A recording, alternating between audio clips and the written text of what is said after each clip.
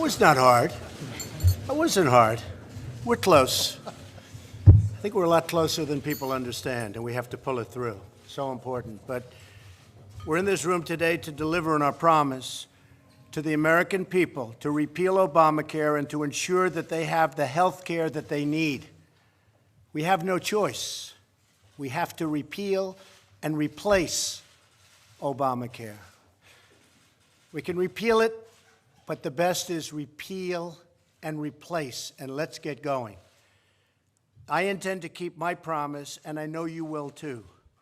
Since 2013, Obamacare premiums have skyrocketed. In Alaska, they went up over 200% recently. We know that. In Arizona, they've been up 118%. And those states are good compared to some of the numbers that are coming out. Despite the promise that premiums would decrease by $2,500 on average, they've actually increased by almost $3,000, and even much more than that in some cases.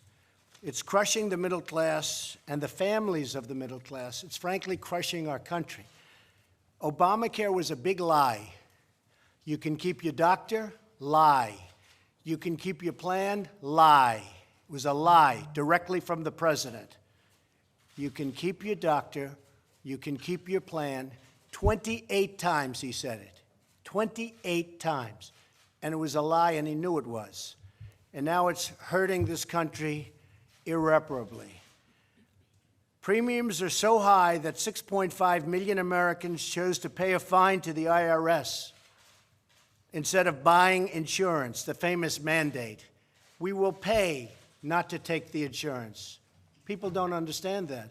They don't even understand what it is or what it represents. If Obamacare is not repealed in 2018, over 1,300 counties in the United States will have only one insurer. 40 counties will have absolutely no coverage in the exchange, and that number will grow rapidly. And I think those numbers are extremely conservative. I think they're very low. I've been here just 6 months. I'm ready to act. I have pen in hand, believe me. I'm sitting in that office. I have pen in hand. You never had that before. You know, for 7 years, you had an easy route. We'll repeal, we'll replace, and he's never going to sign it. But I'm signing it. So it's a little bit different. But I'm ready to act. For 7 years, you promised the American people that you would repeal Obamacare. People are hurting. Inaction is not an option. And frankly, I don't think we should leave town unless we have a health insurance plan, unless we can give our people great health care, because we're close. We're very close. The other night, I was very surprised when I heard a couple of my friends, they really were and are. They might not be very much longer, but that's okay. I think I have to get them back. That's right. I refuse. Well, no, you didn't go out there. This was the one we were worried about. You weren't there, but you're going to be. You're going to be there. Look, he wants to remain a senator, doesn't he? Okay. And I think the people of your state, which I know very well, I think they're going to appreciate what you hopefully will do. Any senator who votes against starting debate is really telling America that you're fine with Obamacare. But being fine with Obamacare isn't an option for another reason, because it's gone. It's failed. It's not going to be around. We pay hundreds of millions of dollars a month in subsidy that the courts don't even want us to pay. And when those payments stop, it stops immediately. It doesn't take 2 years, 3 years, 1 year. It stops immediately. On the other hand, and I have to say this, a yes vote will let senators debate the future of health care and suggest different ways to improve the bill. And we're going to do that today. That's what we're going to do at lunch. We are so close. The way I looked at it, you know, we have no Democrat help. They're obstructionists. That's all they're good at, is obstruction. They have no ideas. They've gone so far left. They're looking for single payer. That's what they want. But single payer will bankrupt our country because it's more than we take in for just health care. So single payer is never going to work. But that's what they'd like to do. They have no idea what the consequence will be, and it will be horrible, horrible health care where you wait online for weeks to even see a doctor.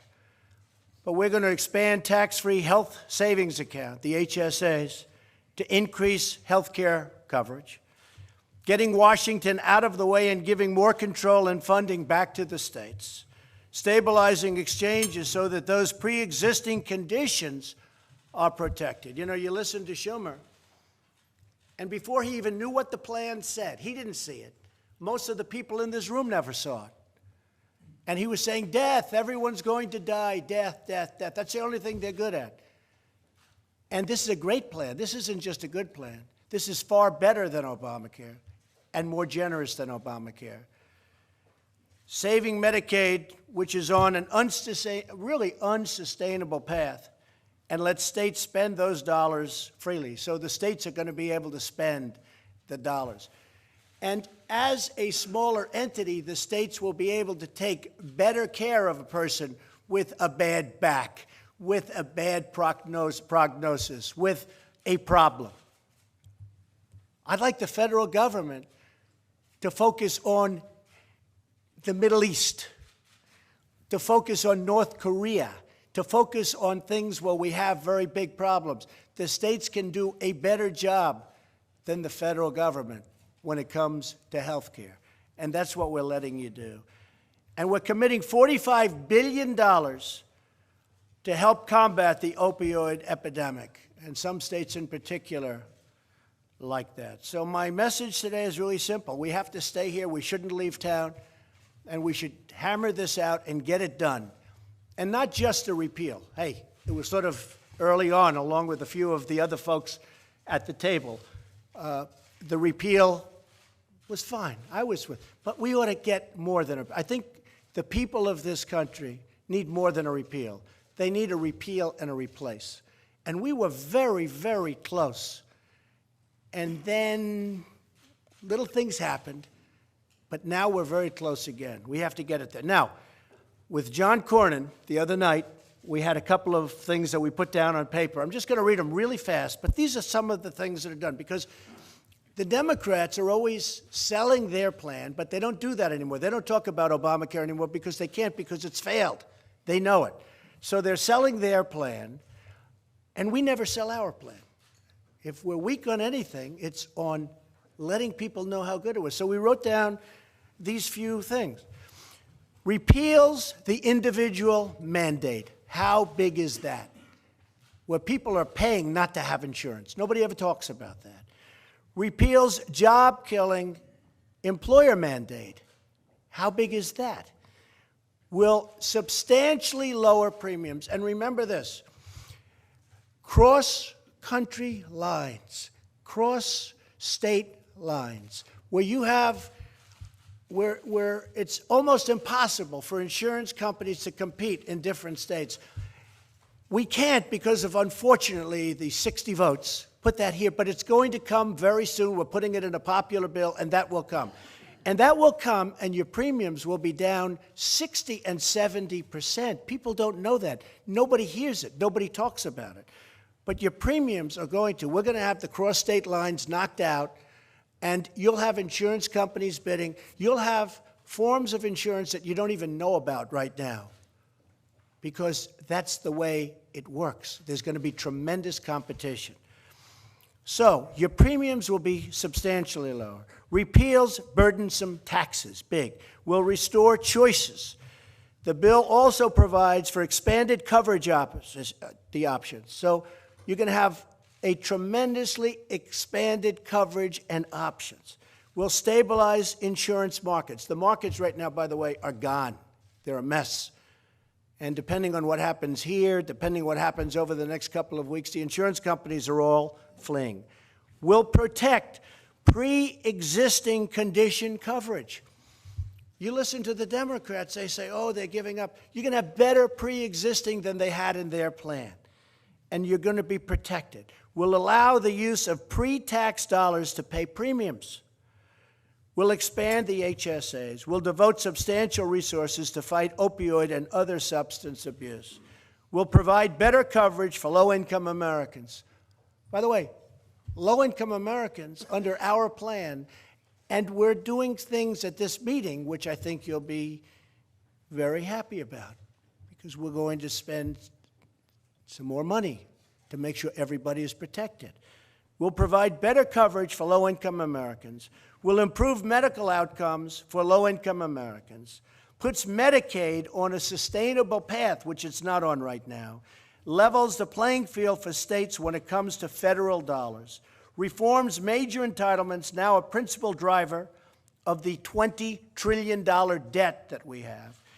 And will redirect authority from Washington, D.C. to the states, which I've already said, where they can innovate and develop the best practices, and on a smaller basis, they'll be able to take care of people better. So we can repeal, but we should repeal and replace, and we shouldn't leave town until this is complete, until this bill is on my desk, and until we all go over to the Oval Office. I'll sign it, and we can celebrate for the American people.